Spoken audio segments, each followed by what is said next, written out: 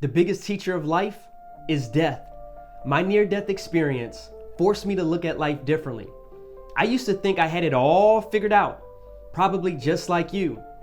But after seeing the demise of me, my ego, this concept of who I think I am, that's when I realized how unaware and unconsciously I've been living my life. Today, I'm going to share my biggest lessons from my NDE in this two-part series, and I'm certain it's going to cause you to ponder the way you've been living your life and at the same time, inspire you to make changes you never thought of. My name is Nathan Cook, and I'm here to help you live a conscious life. And I want to know, when are you going to die?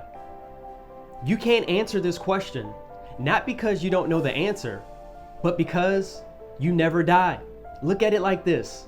When a caterpillar is going through the metamorphosis process and transforms into a butterfly, does the caterpillar die? Of course not.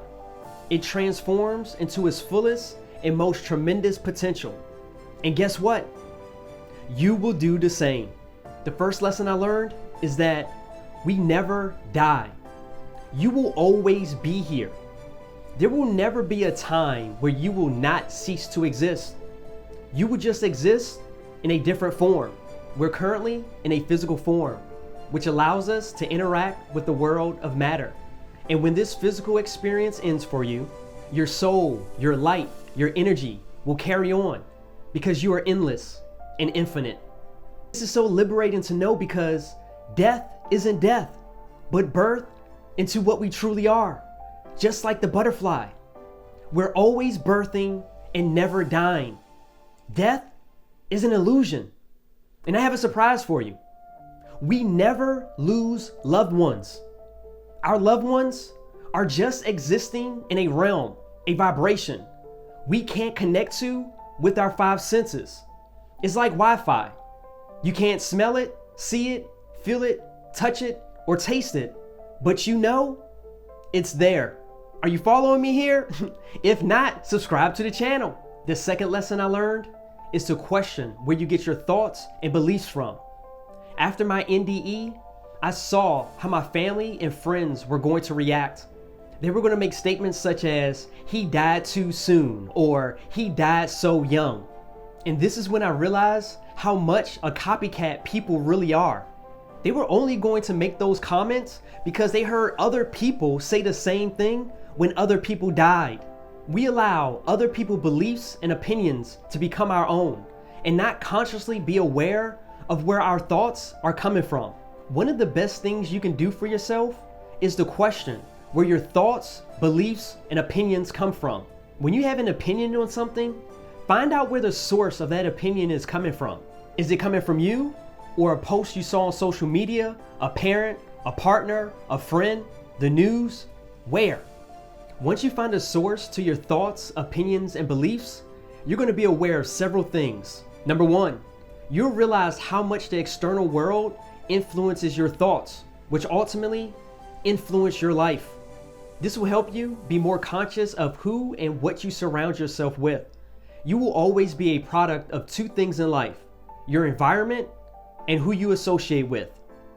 Number two, you'll be an independent thinker, no longer saying and doing things like everyone else. You stop complaining about things you can't control, like traffic, weather, and other people. Independent thinking is what I call conscious thinking, and conscious thinking promotes conscious living.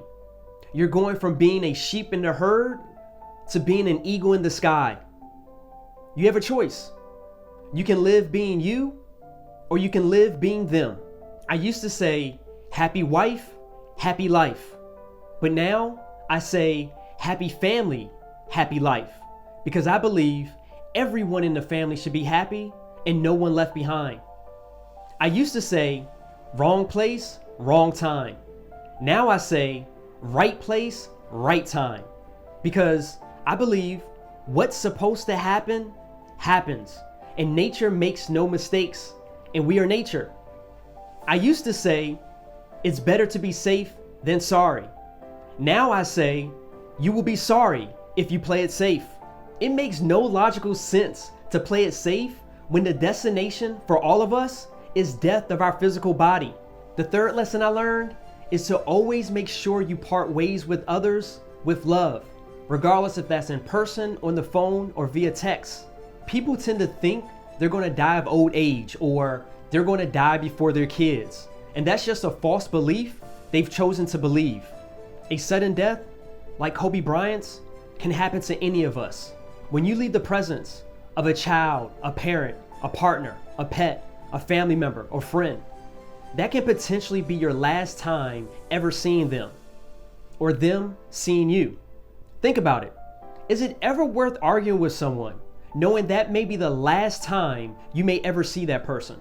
I almost died and would have had the last energy I left with people I love being aggressive, passive, negative, and hurtful. We need to put our pride aside and love. The majority of the masses have been arguing with people they love their entire lives. And that should change now. Regardless of how someone treats you, you be the one to ensure love is the last energy released and felt.